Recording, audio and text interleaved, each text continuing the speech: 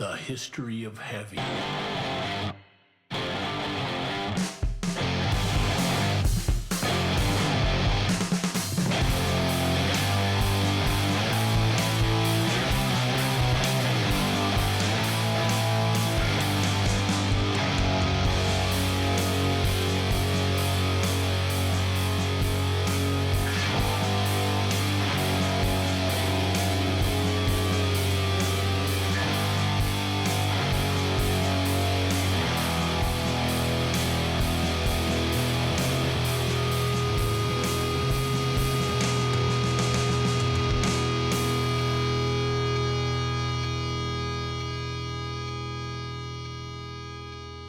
Hello and welcome to the History of Heavy podcast, the show that traces the chronology of heavy music across genre, song by song. As always, I am your host, Michael Huntsman, and right there, that is my co-host, Big Daddy Dave Lieberman. Hello, Dave. Hello, Mike. How are you today? I'm good, man. How are you? I'm heavy. You are heavy, and heavy is subjective, and we will talk again about that tonight. Tonight is the second in our two consecutive soul funk-filled episodes that will close out our song list, our kind of abbreviated song list for 1973. But I think we're going out with a bang. 100%. I'm looking forward to this conversation. Yeah, it's kind of, looking at the songs. Actually, 72 was a little bit light, but we began with Alice Cooper's Halo of Flies. We then talked about Necromandus and the song Erexus of Death, which was kind of a last-minute audible that was added. Last week, we talked about The Payback and James Brown. And this week, again, more funk in the form of Betty Davis and her kick-ass jam, If I'm in Luck, I Might Get Picked Up. But before we get into that, we must, as always, take a gander into Dave's Cultural Corner and see if there's any remnants of 73 left that we still need to talk about before we begin to turn the page into the next year. Dave's Cultural!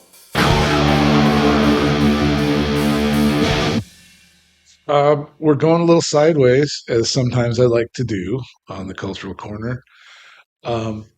Because Betty Davis was known for her controversial, sexually oriented lyrics and performance style, we're going to talk a little bit about some other sexually oriented, controversial female artists of the 70s that I think were largely unlocked because of the juggernaut of Betty Davis.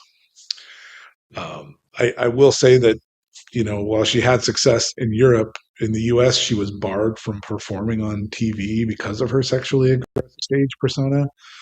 Some of her shows were boycotted, and her songs were not played on the radio due to pressure by religious groups and the NAACP. Carlos Santana recalled Betty as indomitable. She couldn't be tamed. Musically, philosophically, and physically, she was extreme and attractive. So I looked up a list of some of her contemporaries, or maybe less contemporaries, but some ladies that followed in her footsteps. And there's an all-star list here, so I just want to touch on them. It's not a very deep dive into any of them, but this is the way I wanted to take the Cultural Corner and give that particular context a little emphasis for our conversation. So Donna Summer is often cited as a defining voice of the era's sexual liberation. Her 1975 hit Love to Love You Baby was famously noted for its realistic and highly explicit vocal performance. She gained prominence during the disco era of the 1970s and became known as the Queen of Disco. Summer would continue to record successful singles such as Last Dance, MacArthur Park, Heaven Knows, Hot Stuff, Bad Girls, Dim All the Lights, No More Tears, Enough is Enough with Barbra Streisand, and On the Radio. Miss Patti Smith, an American singer, songwriter, poet, painter, author, and photographer. Her 1975 debut album Horses made her an influential member of the New York City-based punk rock movement. Smith has fused rock and poetry in her work. In 1978, her most widely known song, Because the Night, co-written with Bruce Springsteen, While a pioneer of punk, she was recognized for bringing a raw, poetic form of lust and sexual energy to music, famously displayed in her writing and performances of songs like Because the Night. Debbie Harry as Blondie, or in the band Blondie, as the lead singer of Blondie, Harry brought a mixture of cool, detached sexuality and punk energy to the stage, redefining the image of the female rock singer. With her beauty, daring choice of clothing, and two-tone bleach blonde hair, Harry quickly became a punk icon. No list of daredevil, rebel, sexually charged female artists would be complete without the Runaways, a teenage American all-girl rock band who recorded and performed from 1975 to 1979. They released 4 studio albums and 1 live album during their run. Among their best-known songs are Cherry Bomb, Hollywood, and Queens of Noise, as well as a cover version of the Velvet Underground's Rock and Roll. This all-female rock band featured Joan Jett, who is sometimes known as the godmother of punk, Cherie Currie, and Lita Ford, one-time fiancée of Black Sabbath's Tony Iommi. They embraced a rebellious, sexually charged image. Shaka Khan, known for her powerful voice and dynamic stage presence, she was a prominent female force in funk and soul who exuded confidence and sexuality. Often known as the Queen of Funk, her career has spanned more than 5 decades, beginning in the early 70s as the lead vocalist of the funk band Rufus. With the band, she recorded the notable hits Tell Me Something Good, Sweet Thing, Do You Love What You Feel, and platinum certified Ain't Nobody. Her debut solo album featured the #1 R&B hit I'm Every Woman, which became a pop hit for Whitney Houston. She scored another R&B charts hit with What You Gonna Do For Me before becoming the first R&B artist to have a crossover hit featuring a rapper with her 1984 cover of Prince's I Feel For You. More of Khan's hits include Through the Fire and a 1986 collaboration with Steve Winwood that produced a #1 hit on the Billboard Hot 100, Higher Love. Finally, rounding out this list, we have Stevie Nicks of Fleetwood Mac. Rising to prominence in the mid-70s, Nicks brought a mystical, deeply romantic, and sensual energy to rock music, helping Fleetwood Mac become one of the best-selling music acts of all time, with over 120 million records sold worldwide. I believe that our subject singer tonight, Betty Davis, really unlocked unlocked the door for these ladies and paved the road for them to dance on. I had never made that through line, but that makes such perfect sense, particularly Betty Davis to Donna Summer, Patti Smith, Debbie Harry, Stevie Nicks, and beyond that, Madonna, right? And Yeah. I haven't talked about this in the context of the history of heavy, but I have talked a lot about the time when I was first buying my own records, and those records, the initial first few of those being Kiss Alive and Cheap Trick at Budokan and Aerosmith Live Bootleg. But among those records was Donna Summer's On the Radio. I was a massive Donna Summer fan when I was a little kid. So It just lights me up to talk about Donna Summer. And I've never, I've only really known about Betty Davis for maybe 10, 12 years or whatever it's been, but never made the connection, which is so obvious when you say it out loud. So that's very cool to hear. I want to make sure that, I acknowledge that there are plenty of other strong female vocalists who exude sexuality. It's almost a trope that female entertainers of any kind in all mediums are sort of highlighted for their sexuality, but it's the kind of sexual freedom and the ownership of their taking sexuality. The power back. Yeah. That I wanted to kind of highlight, and that's what was featured with these artists. and also mostly the era, the early mid 70s. Some of these fall into the mid to late 70s, but there's plenty of other ladies out there. I'm not giving them short shrift, but I didn't want to take the entire episode to talk about that, which we No, easily I think that's a really important part of the conversation. So I'm glad you illustrated it so clearly, and we'll get into that. But let me dig a little bit deeper into exactly who Betty Davis was. Born Betty Mabry, she was an American singer, songwriter, and model, known, as Dave just said, for her controversial, sexually oriented lyrics and performance style. Born in Durham, North Carolina in 1944, Betty left home at 16 to join the Fashion Institute in New York City, where she soon became a model, appearing in 17 Glamour and Ebony magazines, among others. She secured a recording contract as a singer through a friendship with soul singer Lou Courtney, and released her first single as Betty Mabry, Get Ready for Betty, in 1964. It's a great title. She recorded several more singles with little success, and then met jazz legend Miles Davis in 1968. The two married shortly thereafter, and the trumpeter was so enamored with Betty that he featured her likeness on the cover of his 1968 album, Files de Kilimanjaro, which included his tribute to her, Mademoiselle Mabry. Around this time, she introduced him to psychedelic rock and the flamboyant clothing styles of the era that would define Miles' career for the next several decades, which I thought was really interesting. The couple divorced after only a year of marriage, but Betty would keep his surname, move to Los Angeles with the sole intent of working with the aforementioned Carlos Santana. When those plans fizzled, she changed her focus to a group of Bay Area musicians with the help of Greg and Rico from Sly and the Family Stone. The duo recruited an impressive backing band that included Neil Schon of Journey, bass legend Larry Graham, and the Pointer Sisters.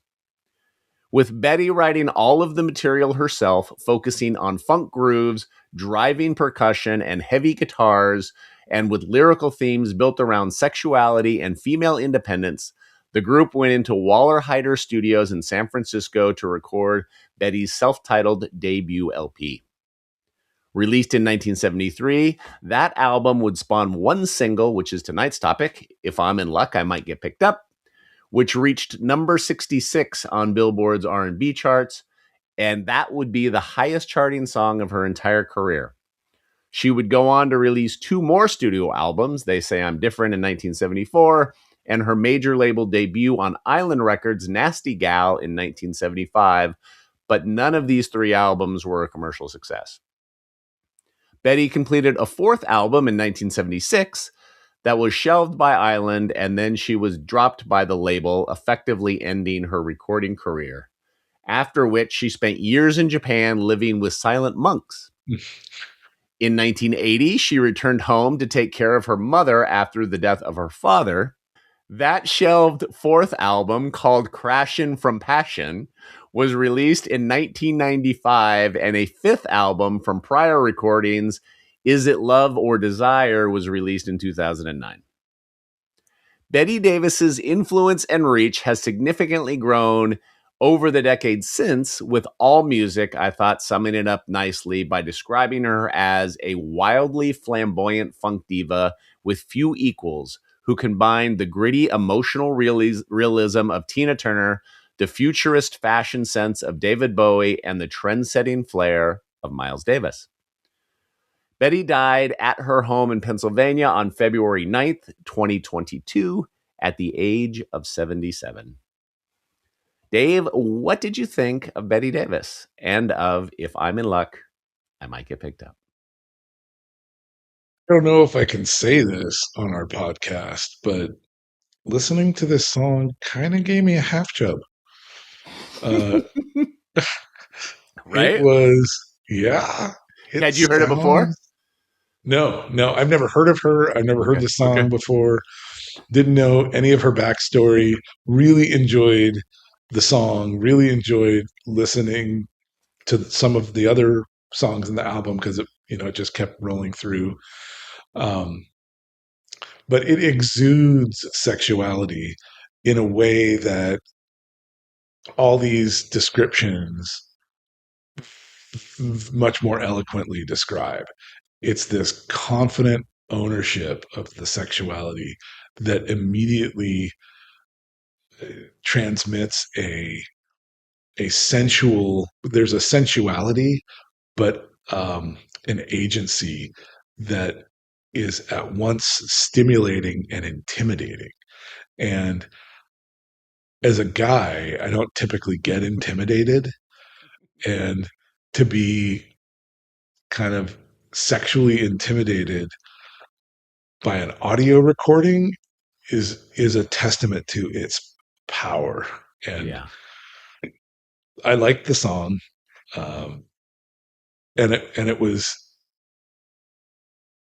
there was the duality, and sometimes this happens, and you've explained this too, of finding yourself liking the song and connecting with it, but also being surprised at your own reaction to it. Yeah. And so I was just surprised at how visceral my reaction to this song was, because it was wow. It really hit me like a ton of bricks. It's a great song. Visceral is a great word, and I think that's the added spice of heavy that this song brings to the conversation that we haven't had yet. That, we again, we talk about it every week, this different forms of how heavy can be defined. And the closest thing we've come to sexuality, I guess, would be, Zeppelin via Robert Plant, I guess, and Hendrix, and maybe a little Stooges thrown in there, but not really a center Stooges. of focus so much. With Betty Davis, it is right at the fore, and not, and to your point, not in a seductive, well, maybe seductive in a way, but not in a demure, wink wink way, a very in your face, upfront, kind of badass boss way. That is what makes it heavy, in addition to the sonics of the heaviness, which we'll obviously talk about. Yep, for sure. And one of the things that you just said, I wanted to dig deeper a little bit on. It's very common in rock and roll music and rock music. There's a lot of sexuality in it.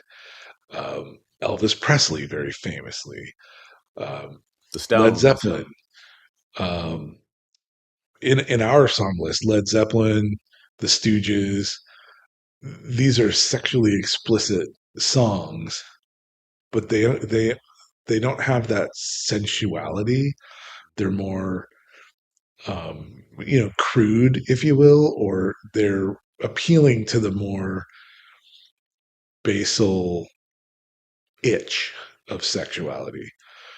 Whereas this song is more about power, it felt like. Mm-hmm.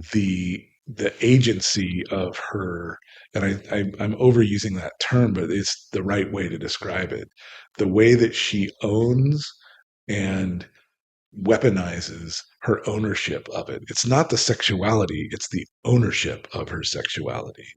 And it is so clear and apparent and present in the song. It's taking up all the space. It is so heavy. It is the weight of the song. Not to mention, the song is funky and it's heavy and it has a good uh, linear flow, and the way that the chord progression goes is heavy on its own right. So I love that this is in our conversation, because it gives us an opportunity to really round out some of the edges of heavy with these extra definitions. Yes, it happened as a nice accident that this has become the second of our back-to-back sort of funk soul conversations. I had this song on our list from the beginning. You added James Brown later, it just so happened that they're the same year and the conversations are back to back, and they play very nicely as an A side and a B side because sonically they share some obvious similarities in terms of genre and energy and tone. Um, and then what the singers bring, we talked a lot about last week, and the element of revenge and the lyrics and the James Brown living the life that he was singing about and how authentic that was. This feels equally authentic with all of 100%. the themes you've just talked about. So coming topically different, but no less authentic to the first person narrative that Betty is sharing. For sure. And that's a good parallel to draw, is the life that they led being very close to the song and the music and their art that they produced. Reading, her biography about how her time in New York centered around, Greenwich Village and characters there, and how she was very influent. She was successful in her modeling career, but she got bored. She saw the writing on the wall and was like, "This is brainless work. It's only good until you don't look good, and I'm going to need something else." Meanwhile, she was truly liberated and free and exploring more than just her sexuality, but like clothing and style, because that's where her focus was. And so she's brushing shoulders with Jimi Hendrix and Sly and the Family Stone. In fact, Miles Davis, in his divorce, accused her of having an affair with the Hendrix, which she vehemently denied. But it was not like she met them. They knew each other. Right. And in fact, she introduced them to Miles Davis. And that's what influenced him. And I did read something about how his album was called Witch's Brew, and she convinced him to name it Bitch's Brew. Oh, I didn't So know that. That's awesome. yeah, she had influence, Yeah. and On that's what I some of the mean by her. greatest music ever made. And musicians, right? These musicians were, I think, pulled into her orbit. She wasn't a groupie type. She was very unabashedly who she was. It fit the time, but it also pulled these figures into her orbit more than the other way around. She did what she wanted to do the whole time. Yeah, the force of will and the understanding of identity, that is the person that can leave home at 16 to go to the Fashion Institute and become a fashion influence on some of the most influential people in rock music at the time, to then become a model, and as you described, decide this isn't for me, so I'm going to write my own songs and be a musician and a singer, and I'm going to create this unique mold. And then when that's over, she moves to Japan to live with monks, and then she comes home to take care of her family. It's like this sort of fiercely independent personality that is that contains multitudes, right? She isn't any one of these. She's not just Betty Davis the singer. She's Betty Davis this person that encompasses all these different things that are just so interesting. Yeah, I read that she, while in New York, at the Fashion Institute, um, influenced a guy that was also attending the school, named Stephen Burrows, who went on to be the first African American fashion designer to gain international acclaim, and was like his muse, right? So she didn't know these people; she changed their lives, Right. right? She's just a And badass. then moved on, and like she never got stuck. She just kept doing her thing. And I read that when she moved back home, she kind of put her past away and kind of gracefully accepted, well, I've moved on. And that is not something you hear in performance in general, but especially not stage performance, music performance. It takes a certain ego to believe that you can get up on stage and to desire that attention fire hose that doesn't usually coincide with gracefully putting it all away. Right. And it seemed like she was able to walk that line because she wasn't trying to be a rock star. She was just authentically Her. had this in her and was able to express it in her own terms, on her own terms, in her own way. And that didn't really fit with the mainstream, and she didn't give a fuck. Right. Right.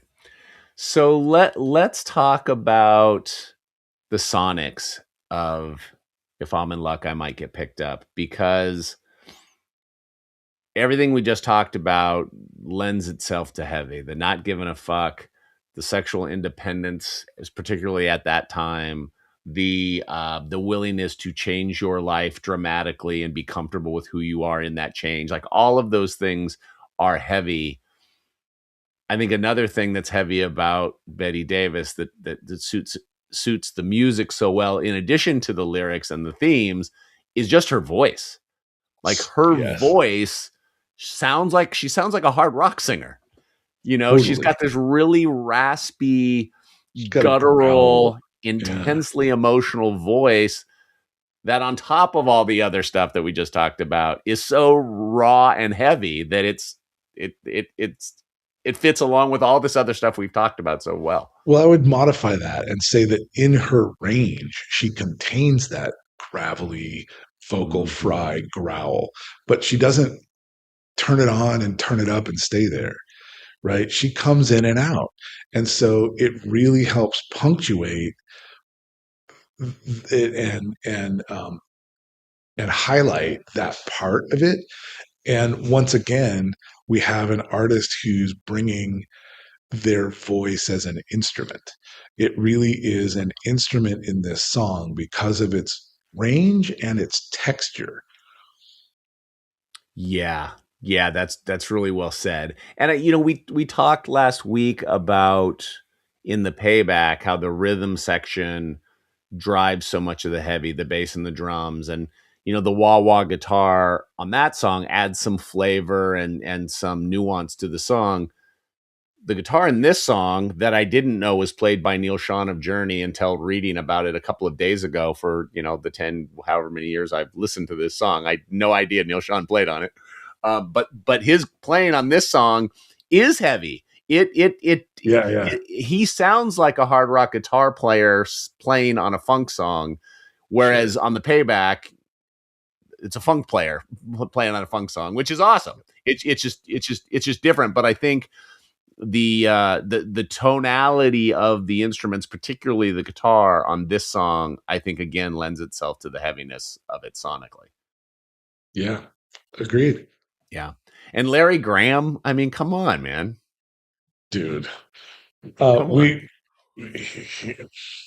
We might be talking about him in another episode that we were teasing before the show. Yeah, he's God tier. He is, and we'll get into him on a sidebar. Yeah. Yeah, I don't know if I have much more to say. It was refreshing, and I'm glad that we can bring artists like this and songs like this into the conversation, because they really deserve to be part of this journey that we're on. For sure. I want to ask you just a couple of more questions about the song, and then we can keep this a short one. One that we used to ask a lot in our early episodes, and we just kind of got away from it, either because it's really obvious or we just didn't get to it. But I think it's worth asking for this song, and that is, what genre would you say this song is? So if you were just telling somebody about this song, I guess A, what genre would you call it? And B, who would you kind of compare it to a person who hadn't heard it, to say, hey, you should check out If I'm in Luck, I Might Get Picked Up by Betty Davis. It's this kind of music, and it sort of sounds like this and this and this. I mean, we talked about the Payback, but anything else? Yeah, it sort of has a little bit of "Tell Me Something Good" in it. Oh, Um, yeah, it does. it has that sort of pace and like um, viscosity. Uh, that is the closest thing that I can think of that it feels a little bit like. I'm not going to say it's like that song, but it is in that same direction. It's definitely Sly for sure. So Yeah. yes, I think Sly and the Family Stone for sure. I think there's definitely some funkadelic adjacent stuff in here too. It's less dancey than either of those, but certainly sort of in that family. When I'm thinking about the Venn diagram of this song and that stuff, you know, P Funk, Sly and the Family Stone, James Brown. That's in one circle. I'm trying to figure out who the hard rock is in the other circle, and I can't exactly get to it. But it's not bluesy like it's not Cream. It's not really No. Hendrix. It's I don't know what it But is, it's but you know, it's it's down it's and dirty. kind of yeah, and it's sort of hard rocky in ways that bands that aren't hard rock can flirt with, like Journey. I don't consider Journey a hard rock band, No, I but don't they have either. some riffs that count. Um, what's another band like that? Her relationship with Santana, I think, is an interesting one too. Even Santana Yeah. is even more. It's dancier. Her music it has a grit to it Mm. that those other artists don't. The ones we just I mean, it. So to get to the earlier question, what genre? This gets a like a funk label, but I really think it feels more R&B.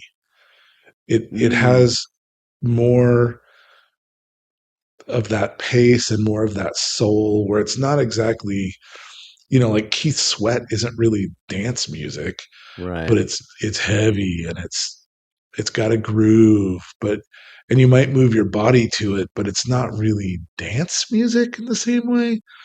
Um, maybe kind of sex music.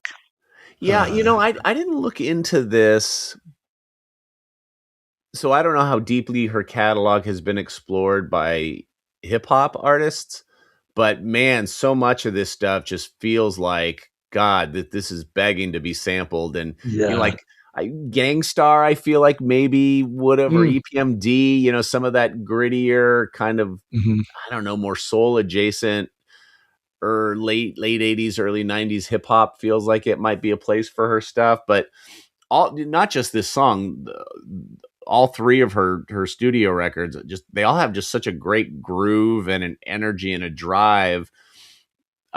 Sex music is probably a You pretty a, know, a pretty good a pretty I don't know good if that's a description. genre, Right. but tonight here it is, folks. We have Yeah, coined a genre, and it's called sex music. right. Anything else in terms of in the context of heavy where you see this leading into, without necessarily having to go through the list of upcoming songs, but emerging genres and things, we'll often talk about, this leads to stoner rock or this led to Sure, industrial or sure. this led to whatever. I feel like I hear traces of this somewhere, but maybe it's noise rock, things like the Mm, Jesus Lizard that have real driving energy. To compare the Jesus Lizard and Betty Davis seems a little weird, but it does have a propulsive energy that's not exactly dancey, but it kind of forces you to move your body. I hear what you're saying, and it's difficult to answer because it's so nuanced like that.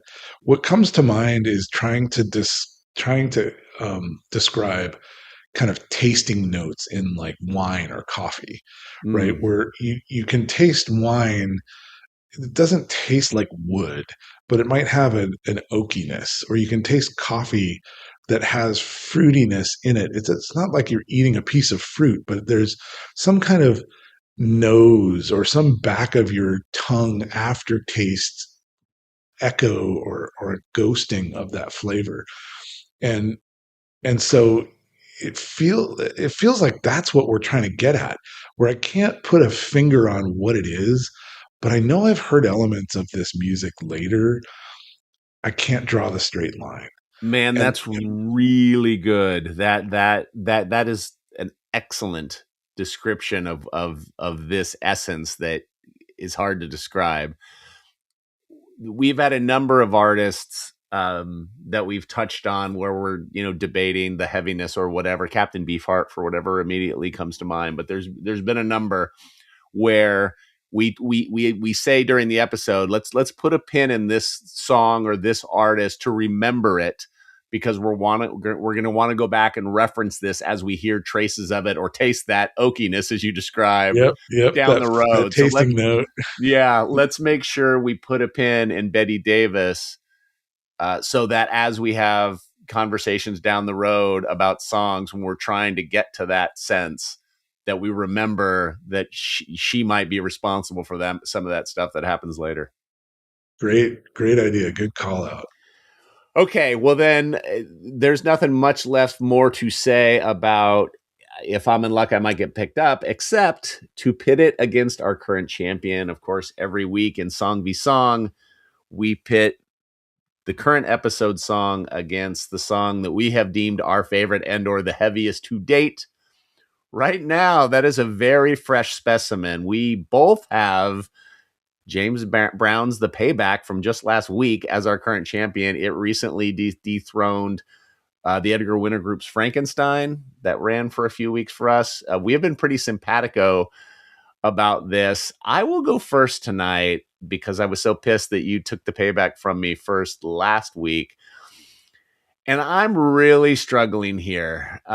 This is a really hard one for me. And what I'm going to do here is I'm going to keep The Payback just because I have just such a longer history with the song. I have a, 45-year history with the song or whatever the fuck it is, as scary as that sounds, versus a 10 or 12-year history with Betty Davis. So I'm just for the sake of nostalgia, I'm going to keep The Payback. What about you?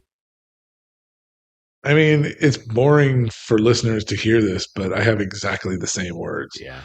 I'm keeping The Payback, but really it was a struggle, and it's only because I have such a long, deep relationship with that song and that album as a whole. It's a almost a desert island pick for me, Yeah. that album. And it's going to be hard to dethrone by anybody.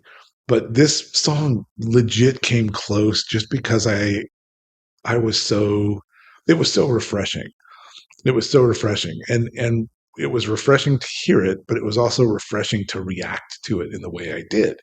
It's so rare for me to have a visceral connection with music anymore, because so much of it is the stuff that I always listen to, or adjacent. It's new music that is adjacent to the stuff that I've always listened to, or it's new music that's new to me but isn't my style.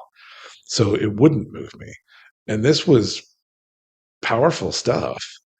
So it by rights really should be my pick, but I would be betraying my dear friend if I did. I think that's totally reasonable.